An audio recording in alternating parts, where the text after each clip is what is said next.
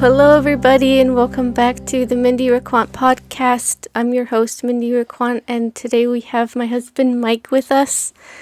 And I thought maybe you could just share, where you're from, maybe, just some of your family. How many siblings you have, and just, some stuff about you. Yeah, I'm from a family of 10 kids, 10 children, so there were 12 of us altogether. And let's see, I was born in Connecticut, but then we moved to Missouri when I was 10, I think it was. And so I have memories of Connecticut, but most of my growing up was in Missouri. And then I'm not sure how many years ago now, 7 years ago maybe, I moved to California. And I've lived here. Well, it's kind of a complicated story, but Yeah. for the most part, I've lived here since then. Yeah. So Yeah. We met, I think it's actually almost 6 years ago, because I remember that I came up here to Sacramento to visit. It was right over July 4, I think. And that was when we met, for the first time. But we didn't know each other at all. But that was almost 6 years ago now. And then, our wedding anniversary is coming up, and that's going to be 5 years, which is crazy that we've been married for 5 years now. But yeah, our lives together have been quite crazy. And I feel like we've just been on a crazy faith journey together. And so what are some of the things that you feel like you've learned over the past couple of years? oh well, what have I not learned? uh, I mean, I first started learning about growth mindset, and that was huge because it was used to have a very fixed mindset, which was thinking that you can have natural talent. I mean, to a degree you can, but thinking that you only can be good or bad at something. Yeah. And then that's all you can be, and it's you're kind of more born with who you are and your skills And you can't really stuff. change it. Yeah, and so as soon as I discovered that, wait, I can just teach myself stuff, then ever since then it's been just working after one thing after the other, over and over, and so I mean building just knowledge of lots of stuff and skills and social skills, Yeah. skills in just finances and I mean personal discipline and setting goals, building systems to, not in a business way, I mean a personal life systems, Yeah. habit systems to try, and it successfully, changes my trajectory. Yeah. And so anytime I'm tempted to freak out about stuff, I just re-examine my trajectory, and it's no, wait, my trajectory is good. I just need time, and maybe make some adjustments. But Yeah. yeah, a lot. I mean, I feel like I've just learned things, taught myself things in every area, Yeah. pretty much. Yeah. Mike is a great teacher. He's taught me so many things. What are some specific things you've had to overcome to learn the growth mindset? Things to overcome. There's definitely a lot. Let me think. I mean, okay, laziness would be something I have to overcome because my tendency would be to just want to sit down and do nothing, and Yeah. or to just be like, oh, this is too hard, I've got to stop. I mean, Yeah. sometimes I do kind of get overwhelmed. I have to take a break and just be like, okay, let's just forget about it. Let's watch a movie and go Yeah. to sleep. You know. Yeah. Try again later. Yeah, and so it's actually can be a good thing to just be lazy if you're doing R&R. You know. Yeah. But yeah, that just kind of like not having to get on top of myself of yeah, pushing through when I don't feel like it. I mean, there's a lot of things just that, like, ceilings that I would come against and have to figure out how to get through. Yeah. Just social skills thing is a big one. I have to keep just like, that's where I get like really freaked out sometimes too, is just feeling like, well, when I'm pressing through to new social skills, I've actually been doing that at work more recently. Just a lot of customer interaction and trying to make sure I'm tying up loose ends, which means talking to customers and making things happen. And it just requires a lot of social skills and having to remember, like, okay, I have to greet them first. I have to, I mean, stuff like that. Like, Yeah. where I come from skills wise, it actually was, I had to work on that far. Like, and probably everybody does to a degree. Yeah. I just like figuring out, watching other people's behavior, and then figuring out, yeah, everybody has to go through the, good morning, how are you? I'm good, how are you? Good. Yeah. Just to get started talking, Yeah. It's like, it's this ritual that if you skip, they're like, whoa, what are you doing? Yeah. So just like coming to terms with that and being like, okay, no, this has to happen. Yeah. I can't be impatient. It's literally impatience if I skip that. Yeah. I want to skip it. I feel like it's unnecessary, but if I want to do human interaction correctly, I have to. Yeah. I have to check all the boxes. I mean, that sounds like so extremely analytical, but I literally had to go through that process. Yeah. Teach myself those skills. Go outside of my comfort zone and be willing to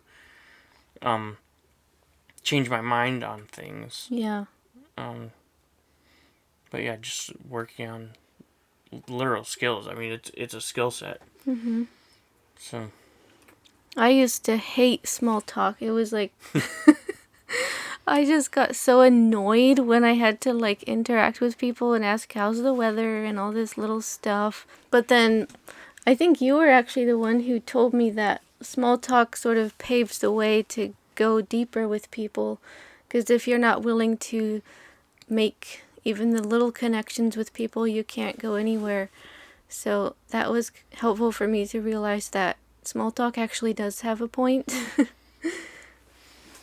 yeah, something that I've been practicing recently that I kind of figured out is it's kind of funny because there's like awkward silence, which introverts are kind of okay with. Like, it's just like, yeah, whatever, we're just being quiet. But if you're in a social setting, you really have to be like on top of it, making sure, especially like with customer interaction, because it's like you have to be professional, and these are also people who are very immersed in society, social lives every day, whatever. Yeah. And so like it's just funny because, like, for example, today I took care of a pool and I was coming back out, and the customer came out his front door right at the same time. And so we said hi to each other, checked those boxes. But then he continued and walked out to get his trash cans and pull them back to the house. And so there was just like, awkward silence. Like, there was this timing issue where we were still in close proximity, and so it's like, new box pops up of have to say something else, you know? And so, of course, you go to the weather, and he did. He went right to the weather, Oh, yeah, new heat wave, Yeah. It's like, yeah, I know, it's getting pretty hot today. Yeah. And it's just like, ching, next box checked, Yeah. It's just like, it happened at another pool, too. Just like, okay, proximity and more Yeah. time, so you have to say something. Yeah. It's kind of funny. Right. But then it's like that's how it works. Like that's the way people are wired. So um if you want to do the human interaction thing, then you got to do it right, and that's the box you have to check. You know. Yeah. What about you? Um, things you've had to overcome. Yeah, I've had to overcome a lot of things. Fear, I think, is a big one for me. Like being afraid of talking, being afraid of being myself. I was always held back a lot by fear and too afraid to try new things. Or, like, for example, just this past weekend we went kayaking, and I have never gone kayaking before because I was too scared. Every time something like that would come up, I was too afraid. But this time, I just did it, and I had a lot of fun. And as we were kayaking, it was kind of funny because God kept asking me, "How does it feel to be free?" And I just kept thinking scary but fun. That's kind of how it feels with God. It's like He'll teach you to go so far beyond your comfort zone, and it's really scary, but it's actually fun. You picked it up pretty quick. I was impressed. Yeah, So, thanks. And just like in general, learning how to use my voice, being more aggressive, fighting for my territory, if that makes sense. Um, Learning how to speak up for what I want, and yeah, definitely the growth mindset was huge for me too. Like, I had always thought I was fixed with a certain talent level, but I was so excited to learn that I could go so much further beyond that, that there was no limit and no ceiling. I can just go as far as I want to go. hmm. Maybe, what do you have any hobbies? Yeah, I've been working on. Well, I mean, it changes all the time. But I mean, the long time favorite has been like electronics slash CNC slash 3D printing Yeah. slash any program that has to do with that. You know, that's like Yeah. my all time favorite. But recently I've been getting into Raspberry Pi, which is a lot of fun. There's so many things you can do with it, and And just to clarify, it does not mean a Raspberry Pi that you eat. it's a yeah, it's a basically a computer that's really small on a single circuit board, and so you can use it for like portable applications. You can use it for data storage. You can use it just as a computer. You can use it. You can build robots. So that's my next project. I'm gonna build a little robot arm and see if I can attach AI to it as well, like a chatbot. But I don't know if I'll be actually be able to do that. Yeah. But I have high aspirations. That's where the growth mindset comes in. First time might be a fail, but then you can just learn what you did wrong and try again. Yeah. So yeah, it kind of is more about building my skills and learning some programming and um, learning robotics, learning 3D modeling, all that stuff Yeah. to build my skill sets out more to for other applications as well. So Yeah. Something we've been doing together since he got that Raspberry Pi is gaming together. And that's really fun to do it together because it's like, it feels bonding or like connecting in a way. And yeah. a lot of the games I grew up on, like Nintendo 64. I wasn't allowed to play any games whatsoever growing up, so I was completely new to games. So he's been teaching me stuff like, we learned how to play Minecraft together. That's probably one of our favorites. And yeah, what was it? Diddy Kong Racing. Diddy Kong Racing and Mario Kart, which I didn't grow up playing Mario Kart. But so we're kind of both learning that together. Yeah. But yeah, I got you into Mario 64. Yeah. You really enjoyed that. Yeah. It can be hard to figure it out, but you just kind of have to try stuff. And it's funny because gaming kind of brings out more of my competitive side that I didn't really know that I had. Yeah. Makes me be like, no, I lost. But you were having a growth mindset and just going over and over, and I've seen your skills improve, and you can actually, like, at first you couldn't even stay on the track, Yeah. and then got better and better, and now you can actually, you've come in first a few times. So, Yeah. yeah, just practicing over and over. Yeah. And I think the two racing games kind of work together to build your Yeah. skill set. So And Diddy Kong Racing is a little easier, I think, than Mario Kart. And so doing that one over and over again and then going to Mario Kart kind of helps. yeah, it's pretty fun. You can do, yeah, so doing that on the Raspberry Pi with it, yeah. So on this podcast channel, I don't know how many people are from my original channel. So I guess I'll just like sort of treat it as though you probably don't know our history.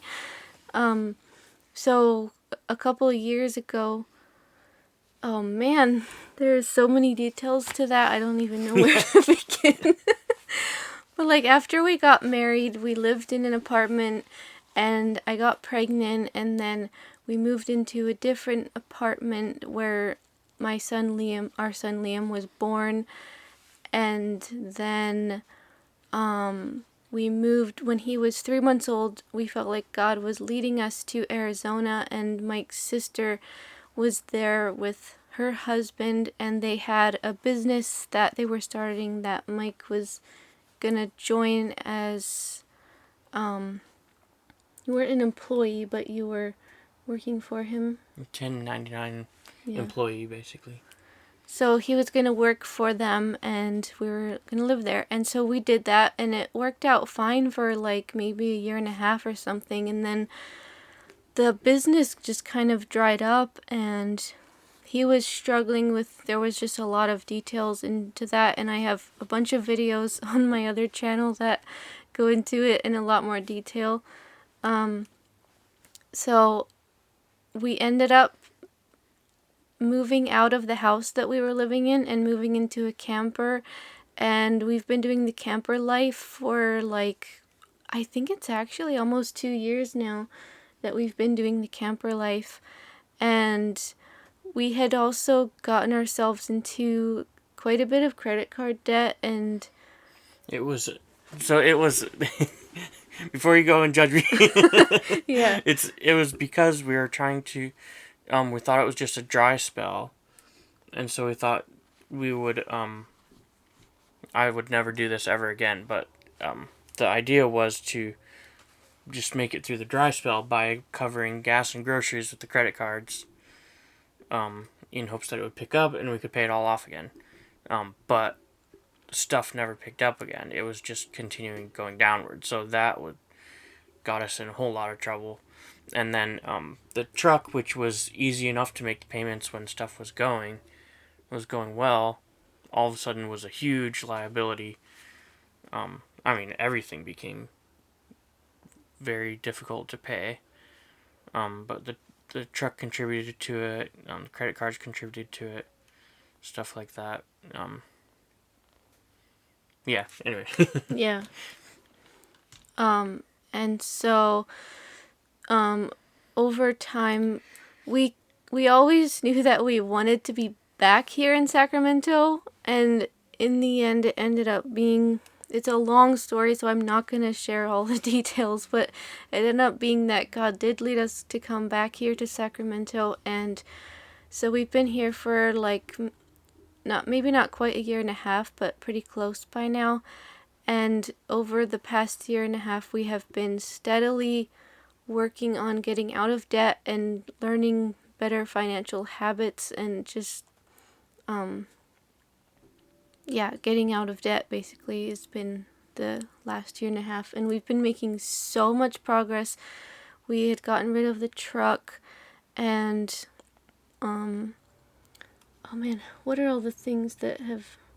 Just paying stuff off. So, part of it was, but yeah, just getting stuff paid off. I got a tax return and was able to pay off a large chunk. So just having W-2 work again has helped a lot in that way. Not having to worry about setting aside taxes. Of course, I don't get to write off business expenses, but there's not much expenses for me anyway. So just getting paid and it gets withheld automatically. And then I got a good tax return to put into stuff, and just throwing money at everything. paid off one credit card already. It's a lot of little things tying up loose ends, and now we only have 3 credit cards left, Yeah. and so we're really picking up momentum with all the stuff we've paid off already. So it just gets faster and faster, like a snowball thing, Yeah. that they talk about. So we have more and more money to keep putting into debt, and it's paying off Yeah. pretty quick now. So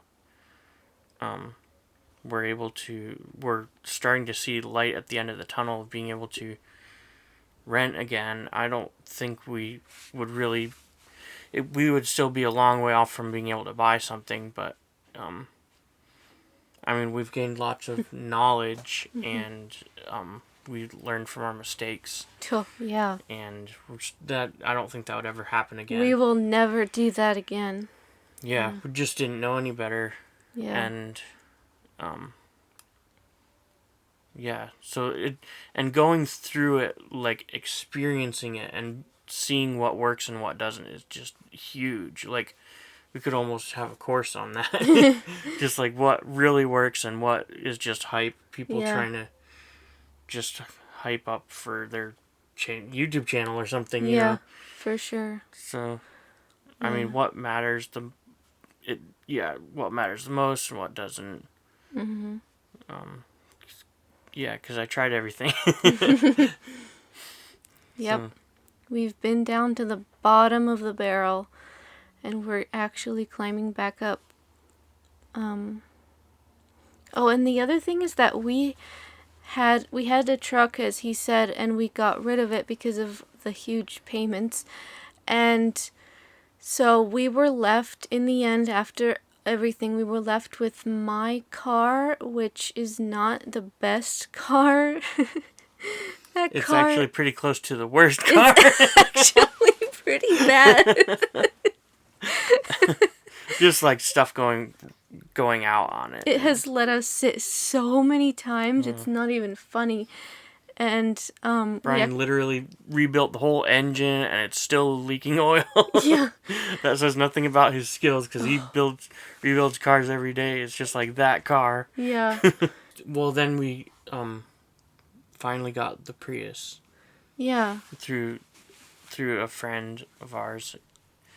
And so he was able to get a good deal on it for us, and he was kind enough to let us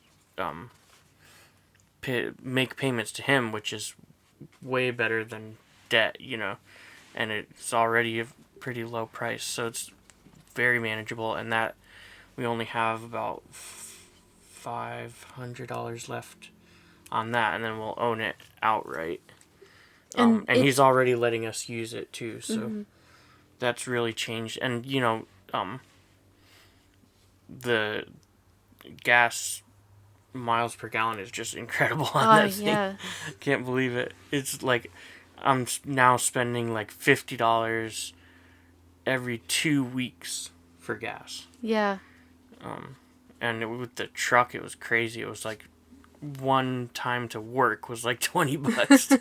So Yeah. this thing is just incredible. For it's a huge help and a huge factor in propelling us forward.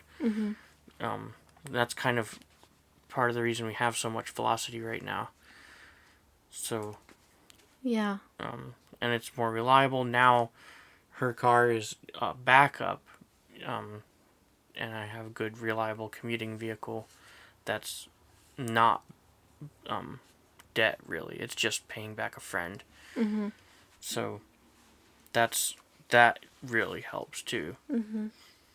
So And my car does still drive, but it's like I literally have to check the oil regularly to make sure that it's not out of oil.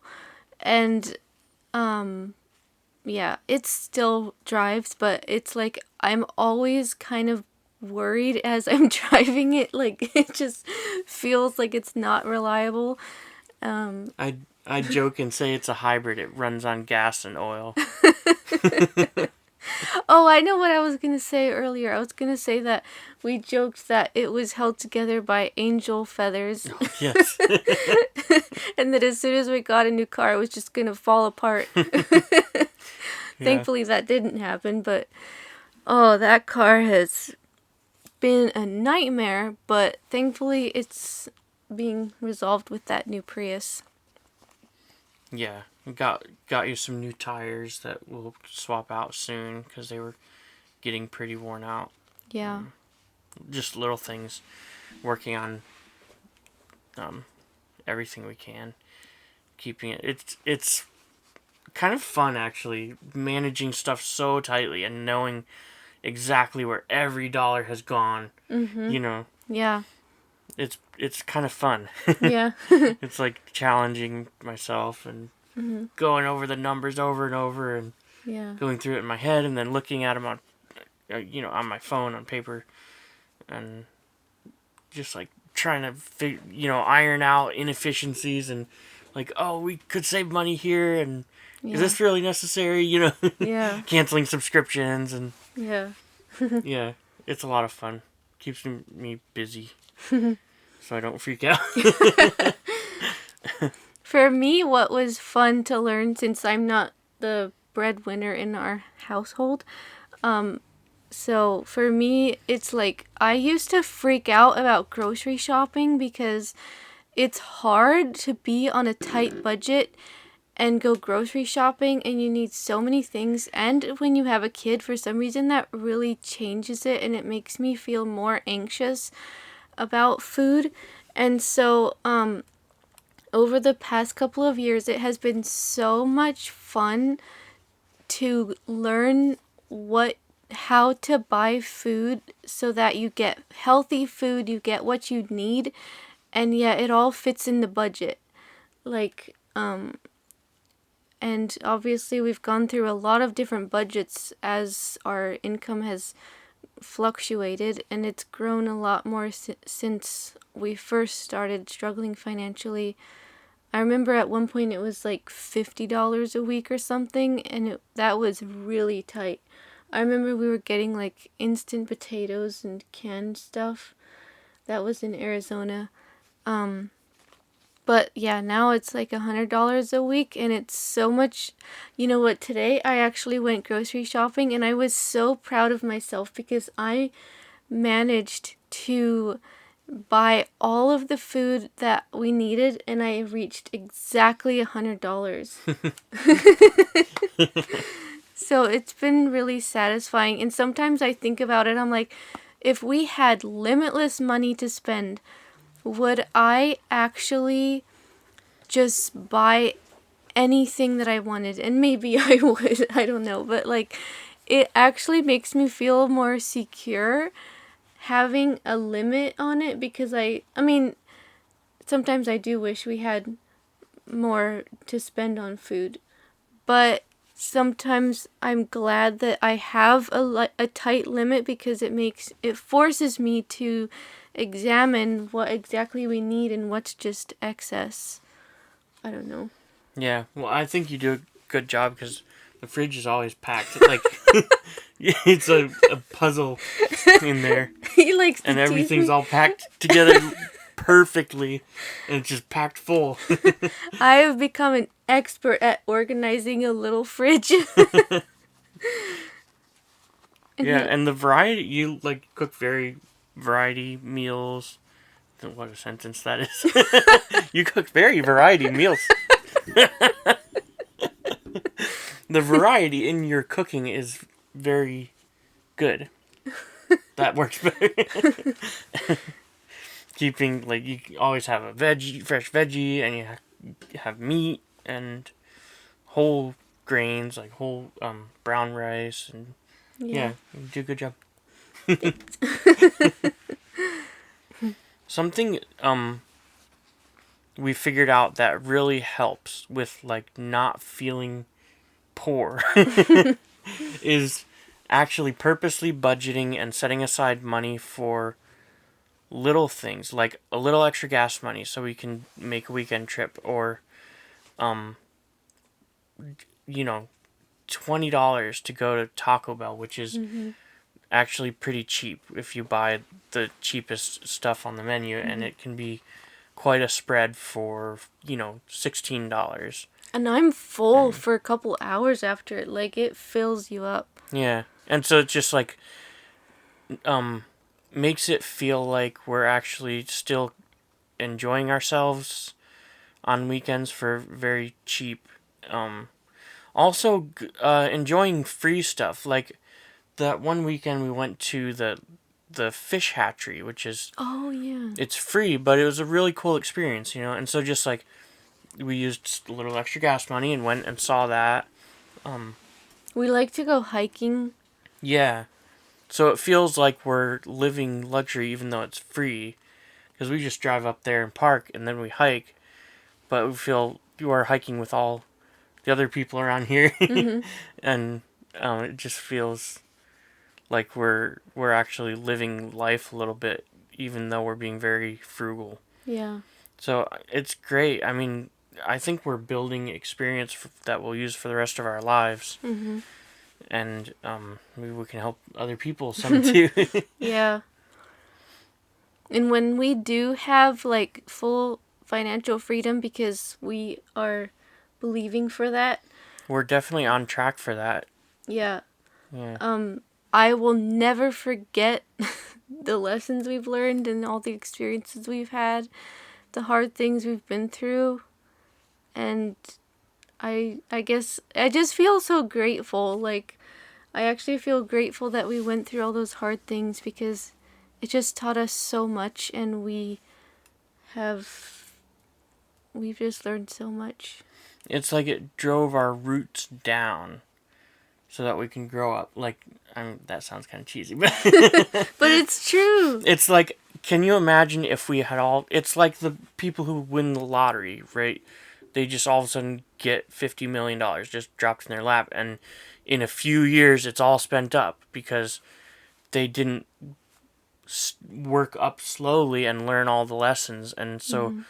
I feel like this is important so that we know what works and what doesn't, and what matters, and just what it looks like to spend money in the right way, Mm-hmm. where it's not wasteful, but we're also able to do things that are enjoyable. Mm-hmm. So then we don't just like, yeah, blow it all on useless stuff, but we can actually make it work Yeah. longer um, and more effective.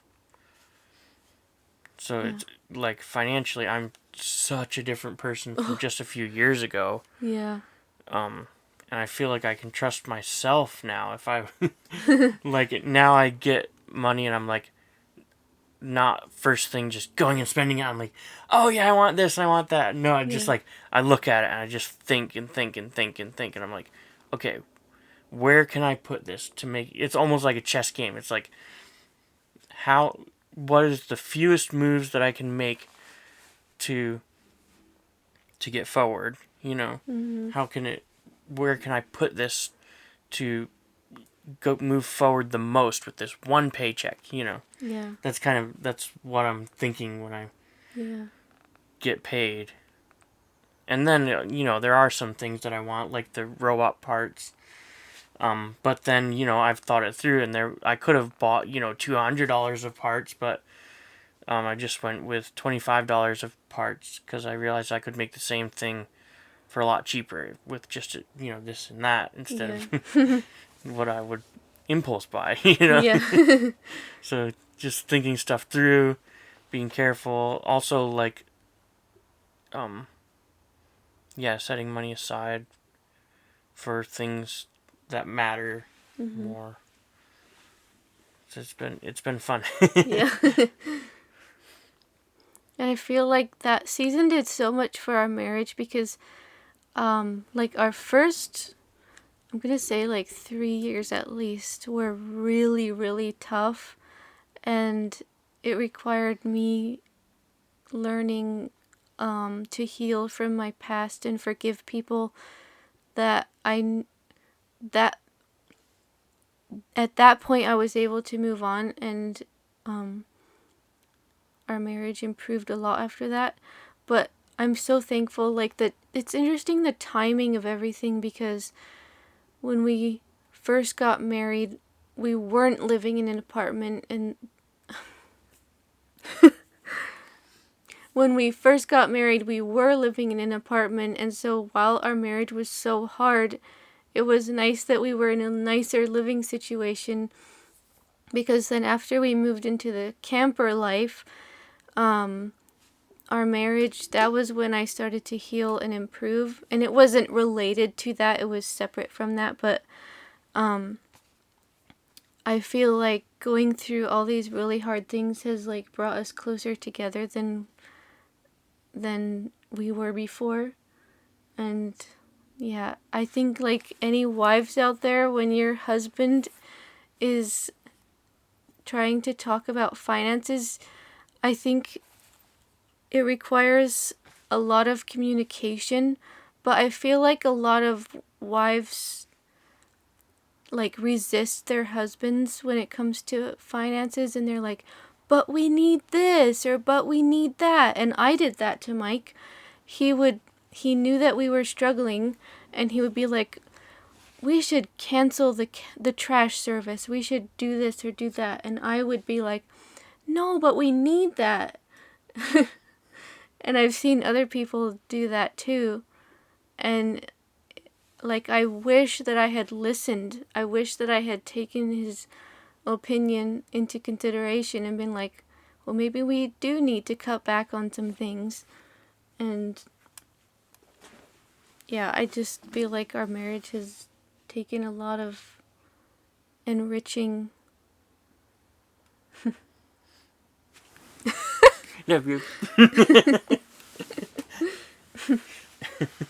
I love you too. So our goal for now, unless something else, um, unless we see another opportunity, for now we're on track to rent an apartment again. I think that's what we want to do with what we have right now.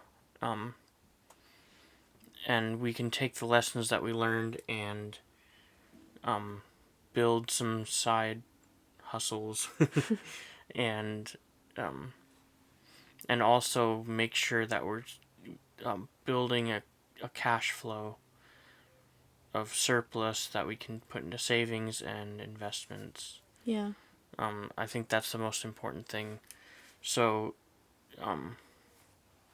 because we can't really save up enough cash to get a down payment for a house, and a house could be more of a liability than we could handle right now anyway. So it would be kind of more important to build cash flowing assets of some sort before buying a house. Mhm. If that, I mean, if we can even manage that. Yeah.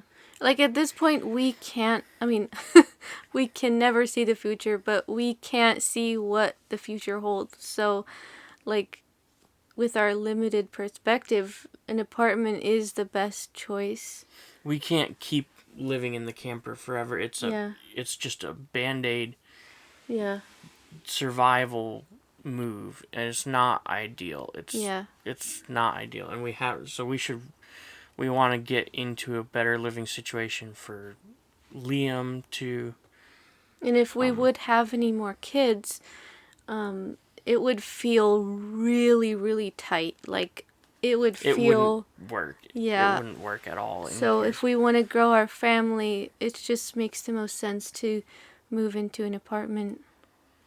And yeah, so I mean, there's not really other options that we know of, like, I mean, if we would try to buy something, we would have to save up a large down payment, which we couldn't reach in the next few years. I mean, kind of lack of options, I guess. It's a lot of people face the lack of options thing, I guess. And I can imagine that people might comment and say that we should move out of California because obviously California is not a good place financially to live if you want to if you want to get somewhere. Like, it doesn't seem like the best place, but we are here because God called us here, and we are not planning on moving unless God leads us to. So It's that's kind of, yeah, surrendering that. Like, it's something we're sacrificing. we We're wouldn't we're sacrificing being able to live and keep more of our money and buy a house somewhere where it might be cheaper and easier to live. We're sacrificing that for being able to work for God where um, He wants us to be. yeah. And, you know, it's possible in the future He might lead us somewhere else Yeah. when the time is right. But for now, we have assignments here, and we're just willing to sacrifice, just like going to Arizona and it seeming like it was a bad thing, but Mhm. you know, the end goal is actually good. Mhm. Just following God no matter what. I mean, there are also Christians in history who followed God and they went to prison and were um, persecuted for their faith. So it's not necessarily like there's no standard that says that we should be wealthy. Right. Um, and really, like, everything's on the table. We're willing to sacrifice anything for God. Yeah. Um, now, obviously, we'll take care of Liam, but maybe sacrificing being wealthy in the future. But we aren't even necessarily sacrificing that. We're actually learning skills, sacrificing short term comfort, being willing to go through short term discomfort for long term gain. Yeah. So we're willing to live in a state where it might be a little harder to get ahead Yeah. if it means that we can serve God better. And the truth is that God is the king of the world, and if he wanted to, he could just dump $1 million into our bank accounts. He could just make it appear out of thin air. But that's his choice, and he knows what to give us. He knows what's best. So we're just going to trust him to do what's best. While also still doing everything in our power to be responsible and good stewards of what we do have. Yeah. You know, we are going to be trying to build side hustles and Mm-hmm. increasing our income. So Yeah. Okay, well, thanks for joining us for today's episode, and thanks for joining me. It was fun. yeah, it was fun. I had fun too. And I will see you guys in another episode. Bye. That wave was super awkward.